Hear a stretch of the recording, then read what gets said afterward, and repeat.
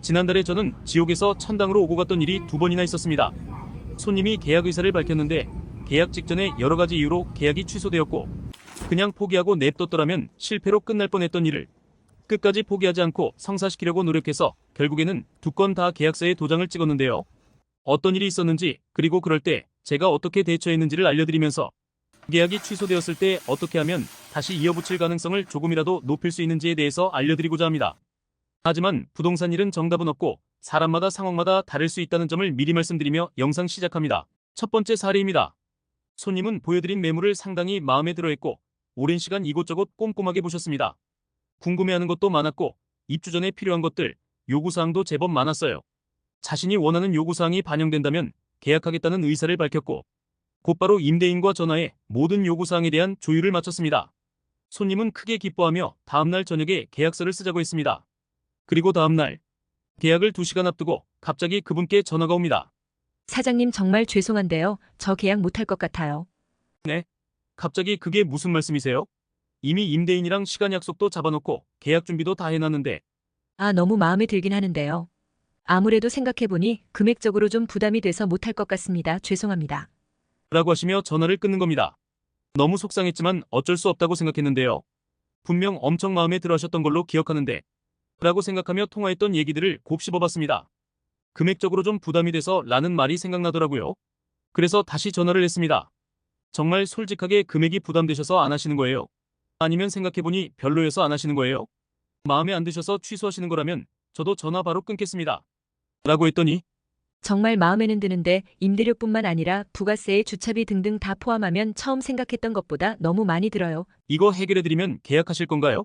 하신다고 하면 제가 바로 임대인한테 전화해서 맞춰보겠습니다. 라고 하자 네, 그거 맞춰주시면 할게요. 라고 해서 바로 임대인에게 전화를 걸었습니다.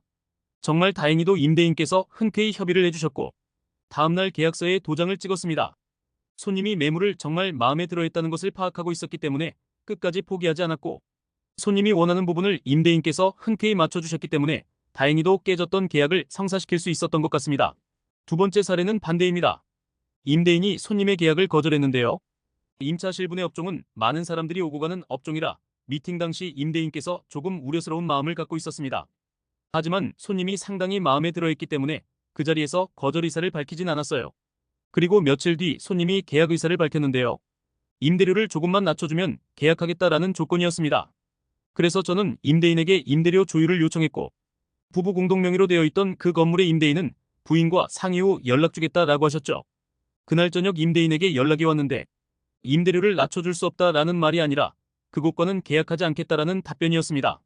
안 그래도 업종이 좀 애매하다고 생각했는데 가격까지 깎으려고 하자 기분이 좀 상한 것 같아 보였어요. 우려하는 부분에 대해서는 걱정하지 않으셔도 된다며 저도 설득해봤지만 빨리 다른 손님을 알아보는 게 시간 낭비하지 않는 거다라고 제게 단호하게 말하며 전화를 끊었고 저는 손님에게 임대인의 의사를 전달해드렸습니다. 그러자 손님은 사실 원래 가격으로도 계약을 할 생각이었다 라고 말해 듣는 사람을 허탈하게 만들었는데요. 하지만 버스는 이미 떠나가 버렸고 어떻게 방법이 없겠냐고 제게 묻는 손님에게 직접 찾아가자고 말했습니다. 아무래도 전화로 목소리만 들으며 얘기하는 것보다 얼굴 보면서 설득하는 게 가능성이 있지 않을까 생각했습니다. 임대인은 그 건물의 한 층을 사무실로 쓰고 있어 항상 건물에 있기 때문에 손님과 시간 날짜를 잡아 건물 앞에서 만났습니다. 그리고 사무실에 올라가 문을 두드렸습니다. 저희를 보고 적잖이 놀라며 안으로 들어오라고 하시는 임대인. 문전박대 당하지 않은 것만으로도 가능성이 있겠구나 생각했습니다. 그리고 거기서 많은 얘기를 나누며 임대인이 걱정하는 부분을 충분한 설명으로 해소시켜 주었고 내고 없이 기존 금액으로 계약하고 싶다고 말하자 마침내 임대인의 입에서 계약하겠다는 얘기가 나왔습니다. 매물을 보여드릴 당시의 임대인과 손님 간의 분위기가 좋았던 것을 기억하고 직접 찾아가서 얼굴 보며 설득하면 되지 않을까 생각했는데 그게 먹혔습니다. 계약서 쓸 때 임대인께서 웃으며 제게 말했습니다. 내가 분명히 안 한다고 했는데 젊은 청년이 열정이 대단하네. 하긴 그 정도 열정이 있어야 성공하지. 라고 하셨어요. 직접 찾아와서 설득한 부분을 좋게 봐주셨던 것 같았습니다. 지나고 나서 생각해보니 직접 찾아갈 때 음료수라도 사들고 간다면 분위기가 훨씬 더 쉽게 풀어지지 않았을까 생각합니다. 선물 싫어하는 사람 없으니까요. 부동산 일을 할 때는 스스로 될지 말지를 판단하지 말고 까짓 거 아닌 말고 라는 식으로 무조건 던져보는 게 확실히 더 좋은 것 같습니다. 이렇게 그냥 포기했다면 날아갈 뻔했던 계약을 끝까지 포기하지 않고 노력해 도장까지 찍을 수 있었던 저의 2가지 사례를 한번 들려드려봤습니다.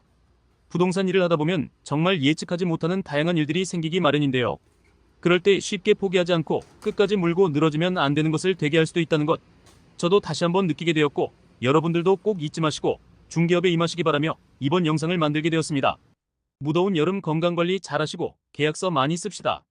그럼 다음 영상에서 또 뵙겠습니다.